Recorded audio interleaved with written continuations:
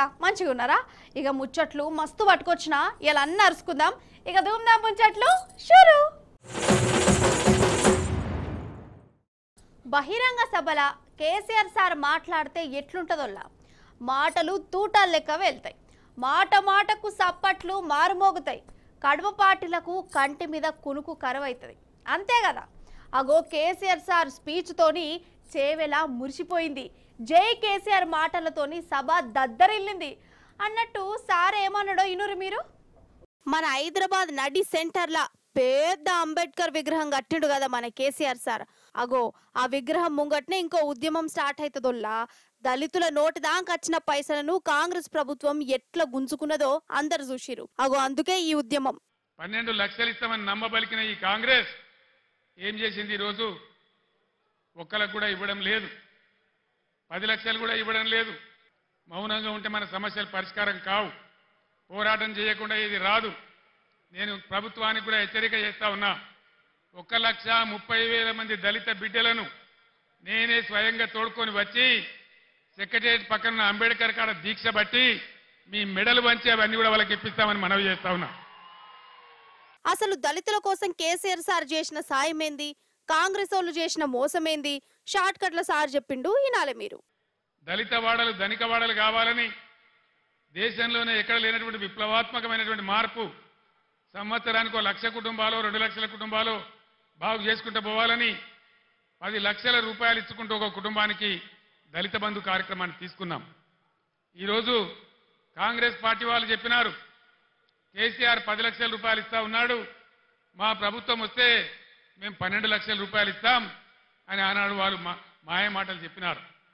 1,30,000 మంది దళితులకు బీఆర్ఎస్ గవర్నమెంట్లోనే దళిత బంధు శాంక్షన్ చేసినాం. కలెక్టర్లకు వచ్చినటువంటి డబ్బులు అకౌంట్లన్నీ ఫ్రీజ్ చేసి ప్రభుత్వం వాళ్ళ డబ్బులు వాపసు తీసుకున్నది. ఇది 100కి 100 నిజమా కాదా అన్నట్టు ఎంపీ ఎలక్షన్లు వచ్చినాయి. మరి కాంగ్రెస్ కోటేస్తే ఏమైతుందంటే ఒకటే మాట మీరు ఆలోచన చేయండి. 5 నెలల కింద అడ్డగోలు మాటలు మేము చెప్పినాం, అన్ని పంగనామాలు పెట్టినాం, ఉన్నవి కూడా ఊడగొడతా ఉన్నాం, కరెంటు చక్కగా ఇస్తలేం, రైతు బంధు కూడా చక్కగా ఇయ్యలే, పంటలు కొంటలేము, 500 బోనస్ ఇస్తలేము, అయినా కూడా మాకే ఓటేసిండ్రు, ఇంకా మేము ఏం చేయకున్నా మమ్మల్ని ఎవరు ఏమన్నారు అనే అభిప్రాయం వస్తుంది. తస్మాత్ జాగ్రత్త. నేను యావత్తు తెలంగాణకు చెప్తా ఉన్నా, ఇక్కడి నుంచి ఈ ప్రభుత్వం చేసిన మీకు ఇచ్చిన వాగ్దానాలు నెరవేరాలంటే బలమైన ప్రతిపక్షం ఉంటేనే, మీరు ఒక కొరడా జులిపిస్తేనే, మీరు ఒక సురుకు పెడితేనే మీ పనులన్నీ అవుతాయి. లేకపోతే మేము ఏం చేయకున్నా, మోసం చేసినా, అబద్ధ వాగ్దానాలు చేసినా మళ్ళీ మమ్మల్ని గెలిపించింది అంటారు, ఎల్లెంకలం అంటారు తప్ప మీకేం చెయ్యరు. సార్ చెప్పింది కూడా వాజీబే కదా, ఆగురు ఇంకున్నది కథ. 420 వాగ్దానాలు చేసినారు.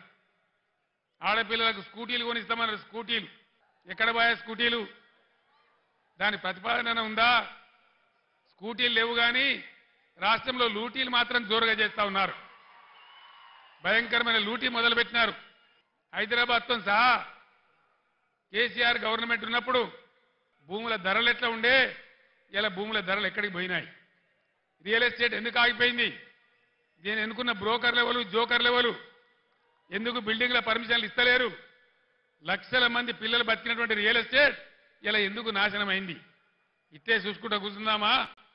లేదు, మేము ఉన్నామని చెప్పి నిరూపించుకోవడానికి ఎన్నికల్లో బీఆర్ఎస్ను గెలిపించి ఈ ప్రభుత్వానికి బుద్ధి చెప్దామా? దయచేసి ప్రజలు ఆలోచించాలని చెప్పి మేము మనవి చేస్తా ఉన్నా. అన్నట్టు ఇక బీఆర్ఎస్ పని అయిపోయింది. ఓడిపోయినాక ఆ పార్టీల సప్పుడు ఉండదని ఏమేమో దిక్మాల పుకార్లు ప్రచారాలు నడుస్తున్నాయి కదా. అసలు గులాబీ జెండా బలమేందో, బీఆర్ఎస్ పార్టీ తండ్లాటేందో కేసీఆర్ మళ్ళోసారి చెప్పిండు ఈనాలే మీరు. నేను ఒక్కటే మాట మీకు హామీ ఇస్తా ఉన్నా. బీఆర్ఎస్ పుట్టిందే తెలంగాణ కోసం, తెలంగాణ ప్రయోజనాల కోసం.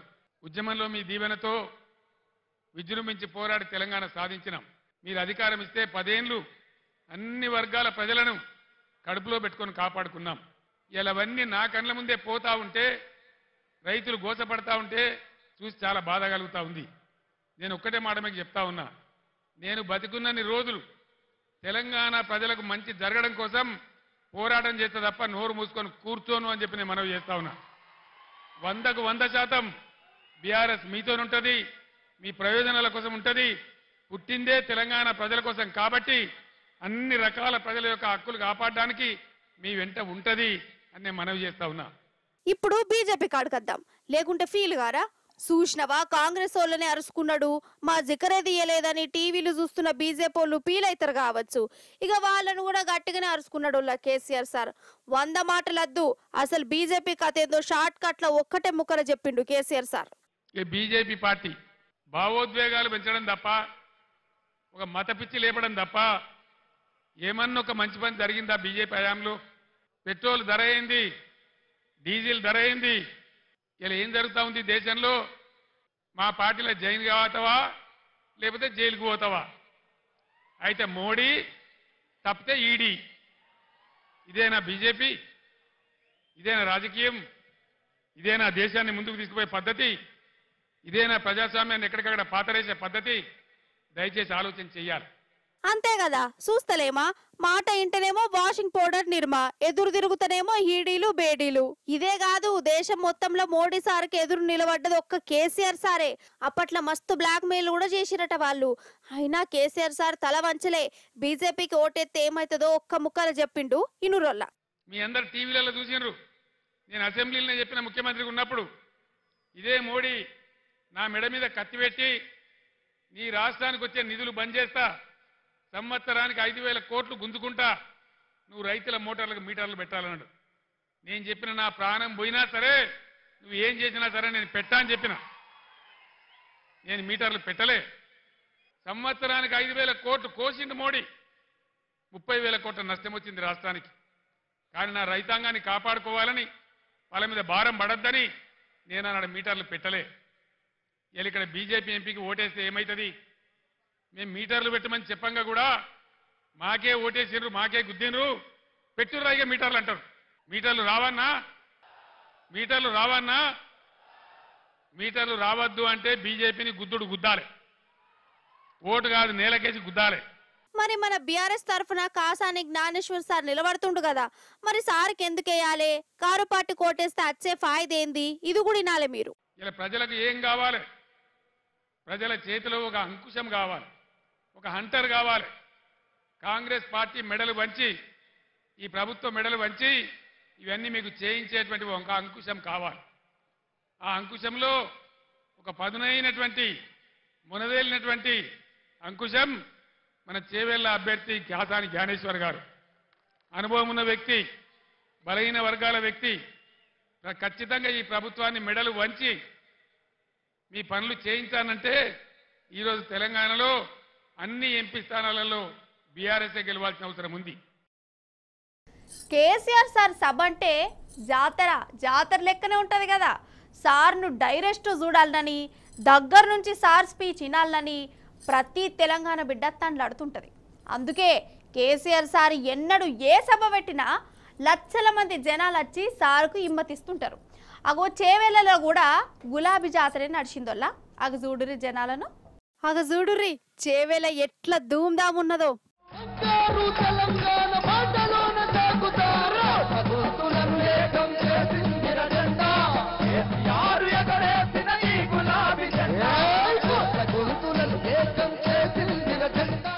ఎటు చూడు జనమే జనం, కిలోమీటర్ల పొడుగుత ట్రాఫిక్ జామ్. అసలు కూర్చునేదందుకు కాదు కదా, నిలబడేదందుకు కూడా జాగ లేనే లేదు. ఈ మైదానంలో ఎంతమంది ఉన్నారో అవతల అంతకు రెండింతల జనాలున్నారోల్లా. చేవేళ్ల నుంచి ఎంపీగా మన కారు పార్టీ తరఫున ఓటీ పడుతున్న కాసాని జ్ఞానేశ్వర్ సార్కు హిమ్మతిచ్చేందుకు బీఆర్ఎస్ పార్టీ ప్రజా ఆశీర్వాద సభ పెట్టింది. ఈ సభ కోసం వందలు వేలు కాదు లక్షల మంది వచ్చిరోల్లా.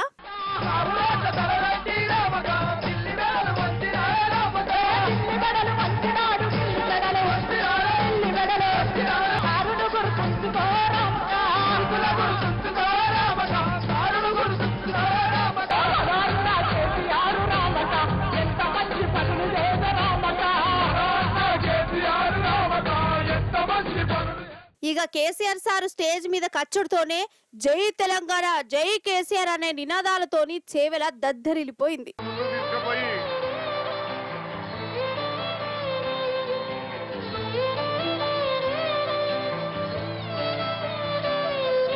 ఆ బక్క పలసని పెయ్యి నత్తుకోవాలని ఉన్నది ఆ బక్క పలసని పెయ్యి నత్తుకోవాలని ఉన్నది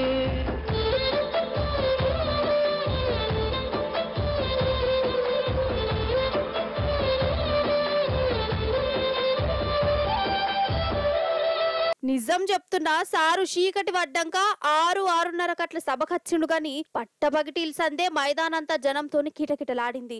ఇది జనానికి సారు మీద ఉన్న పాయిరం కదా. ఇక చేవెళ్ళ సభ కేసీఆర్ సార్ మాటలతోనే గర్జిస్తే కళాకారుల ఆట పాటలతోని దద్దరిల్లింది. మన గులాబీ జెండా పాటలకు కళాకారులతోన కలిసి జనం కూడా తీర్మార్ స్టెప్పులేసి సంబరపడ్డారు.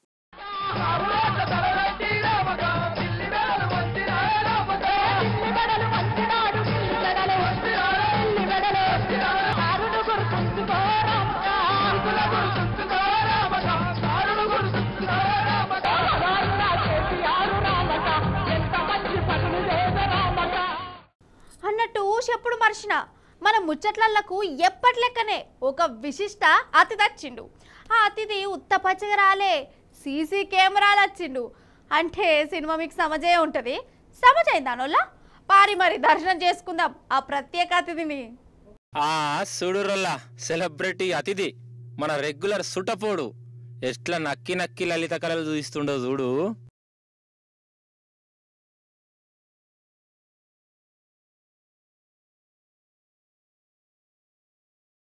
చూసిరా అన్నట్టు ఈ దొంగోడు ఏమెత్తుకపోతుండో ఎరికేనా? పైసలో నగలో కాదు, నూనె ప్యాకెట్లు, పప్పు ప్యాకెట్లు, ఉప్పులు, సర్ఫు, కారపొడి, మసాలాలు, గసాలాలు గివి ఎత్తుకపోయిండోళ్ళ. అరే అవ్వంటే అర్ధరాత్రి నిద్ర అంతా ఖరాబ్ చేసుకొని మరి ఇవన్నీ ఎత్తుకపోయిండాడు. అయితే నిర్మల్ జిల్లా కుబీర్ అనే ఊర్లే రషీద్ కిరాణం ఉన్నది. చీకటి పడ్డంగా బంద్ చేసుకొని పోయిండు రషీద్ బాయ్. ఈ అర్ధరాత్రి 2ంటికి ఈ దొంగోడు డూటెక్కిండు. ముఖానికో టోపీ పెట్టుకొని చేతికి వచ్చిన చిల్లర సామాన్ అంతా సంచిలేసుకొని పోయిండు. వాని దవడల దగ్గర వాడా గిట్లా 30 రోజుల దొంగలు లాస్ట్కు పప్పులు ఉప్పులను కూడా ఇడిచి పెడతలేరు కదా. ఎగ్గిపోలకి అంటే ధూమ్ధాం ముచ్చట్లు మంచిగా ఉన్నాయి కదా, మంచిగా చెప్పినా కదా. ఇక మళ్ళీ వచ్చినప్పుడు ఇంకిన్ని మంచి మంచి ముచ్చట్లు పట్టుకొని వస్తా. ఇప్పటిదాకా చూస్తూనే ఉండండి T News. Tata, bye bye.